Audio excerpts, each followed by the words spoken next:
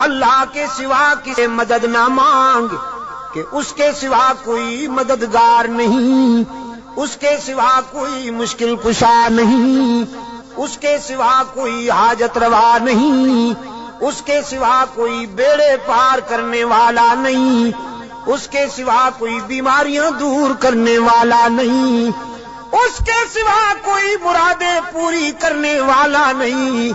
جب مانگنا ہو تو اسی سے مانگ، جب رونا ہو تو اسی کے در پہ آنسو بہا، جب دامن پھیلانا ہو تو اسی کے در پہ دامن پھیلا۔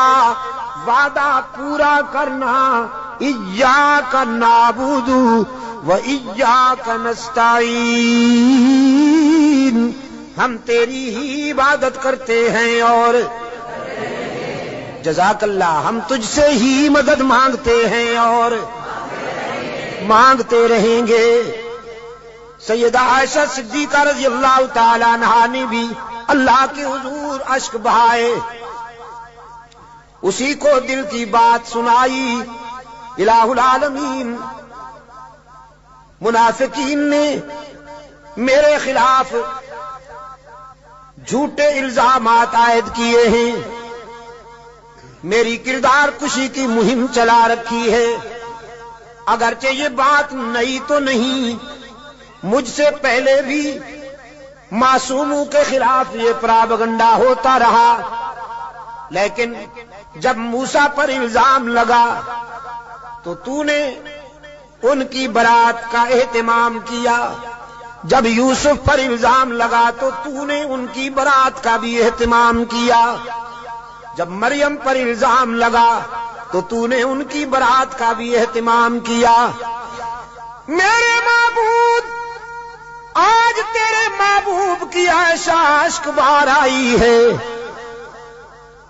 اور یہ فیصلہ کر کے آئی ہوں، جب تک میری برات کا اہتمام نہیں ہوگا تیرے در سے سر نہیں اٹھاؤں گی، سجدے سے سر نہیں اٹھاؤں گی، کسی اور کے در پہ نہیں جاؤں گی، تجھ سے ہی مدد مانگتی ہوں، تجھ سے ہی درد دل کہتی ہوں۔ رو رہی ہے سیدہ عائشہ صدیقہ رضی اللہ تعالی عنہا، کس کے آگے؟ اسی کے آگے رویا کرو، اسی کے آگے اشک بہایا کرو، اسی کے حضور دامن پھیلایا کرو، ساری امیدیں اسی سے وابستہ کیا کرو کہ اس کے سوا دامن بھرنے والا کوئی نہیں، دامن خالی کرنے والے بہت، بھرنے والا کون؟ دامن خالی کرنے والے بہت۔ بیٹھے ہوئے ہیں فنکار، جھنڈیاں لہرا رہی ہیں، زلفیں جا رہی ہیں، چادریں اوڑھی ہوئی، قبریں سجائی ہوئی، جھنڈیاں لہرائی ہوئی، چادر اوڑھے ہوئے بیٹھے ہیں، جیسے آسمان سے اتری ہوئی چیز ہو گئی،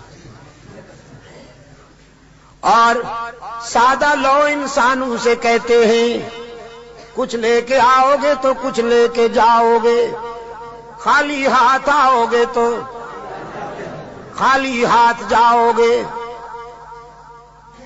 لیکن اس کے در رحمت سے صدا آتی ہے کچھ نہ لے کے آؤ، سب کچھ لے کے جاؤ، خالی ہاتھ آؤ، دامن بھر کے جاؤ۔ قال ربکم ادعونی استجب لکم ان الذین یستکبرون عن عبادتی سیدخلون جہنم داخرین۔ دنیا والوں سے مانگا جائے تو ناراض ہوتے ہیں، نہ مانگا جائے تو خوش ہوتے ہیں، لیکن یہ داتا وہ ہے کہ یہ مانگنے والوں سے خوش ہوتا ہے، نہ مانگنے والوں سے ناراض ہوتا ہے۔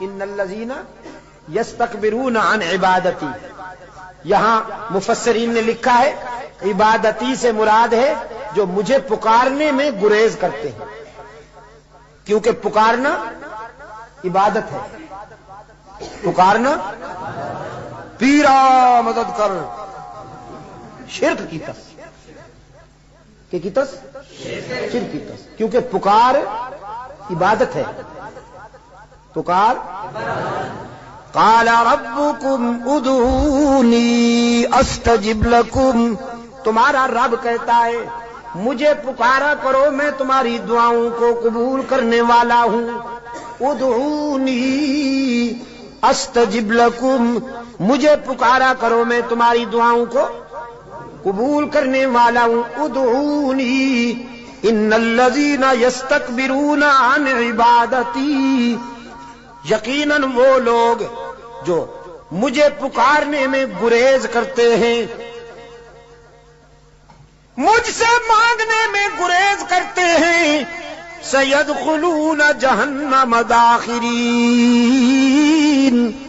ذلیل ہو کر منہ کے بل گھسیٹ کر جہنم میں ڈالا جائے گا انہیں۔ تو کسے پکارا جائے مشکلات میں؟ قادر کو یا عبد القادر کو؟ ذرا حرارت فضا میں تحلیل کر دو، ہاں ذرا حرارتیں، یہ گرمی فضاؤں میں تحلیل کر دو، اور پھر اللہ سے دعا کرو کہ یہ فضائیں پھیل جائیں اور بھی کے بیماروں کو اللہ شفائے کاملہ عطا فرمائے۔ مشکلات میں کام آنے والا کون؟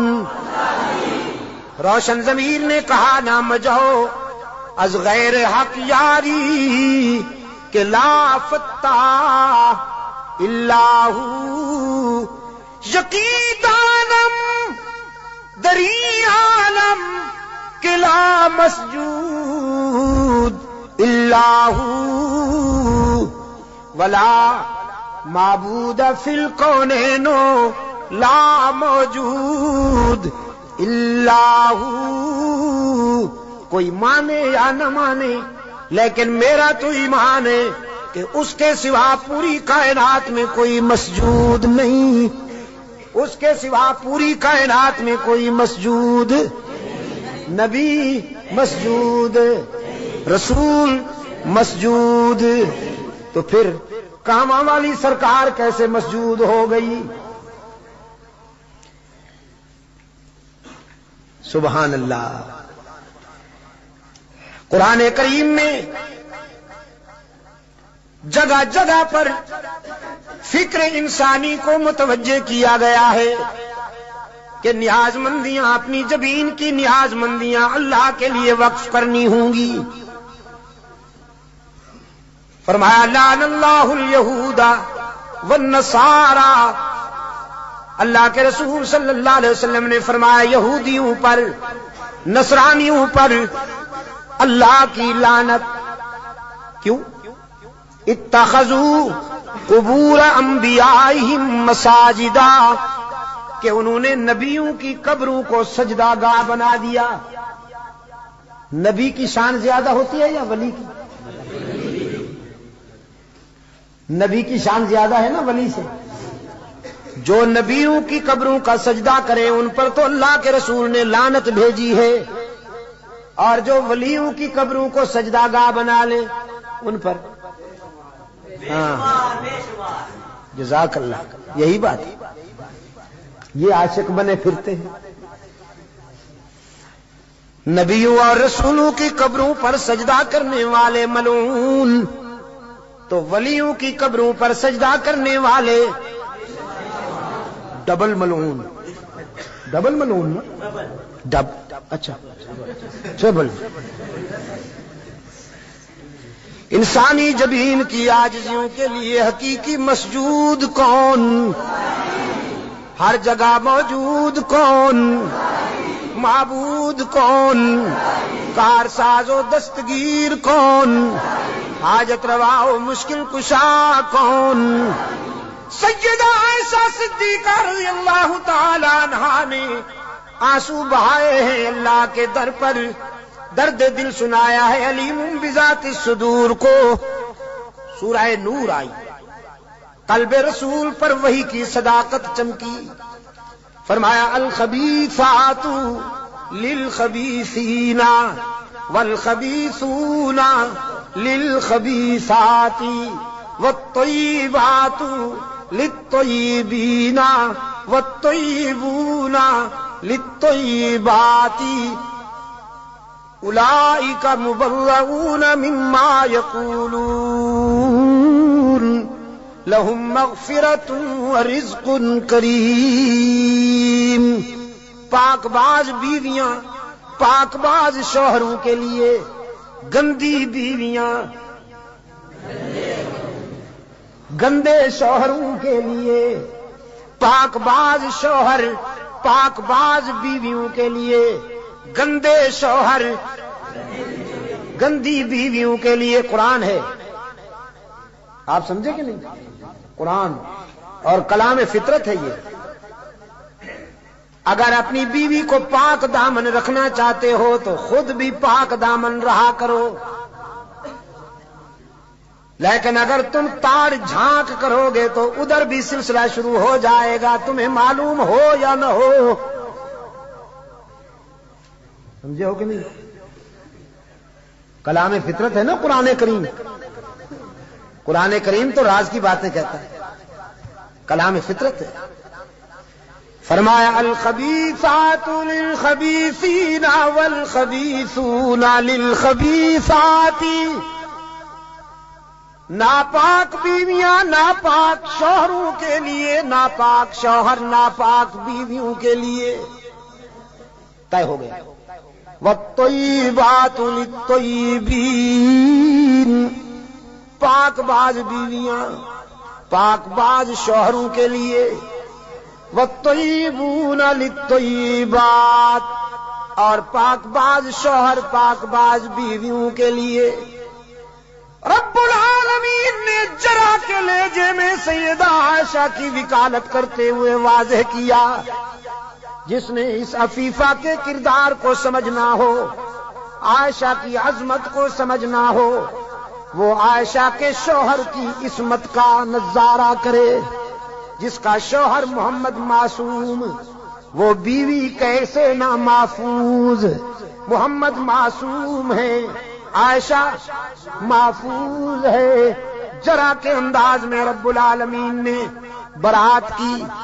اولئک مبرؤون مما یقولون. میں اعلان کرتا ہوں کہ پیغمبر کی آبرو بے داغ ہے، نبی کی آبرو کا دامن پاک ہے. آپ میرے لیے اور میں آپ کے لیے اللہ کے حضور التجا کر دیں کہ اللہ دنیا اور آخرت کی کامیابیوں سے ہم کنار فرمائے.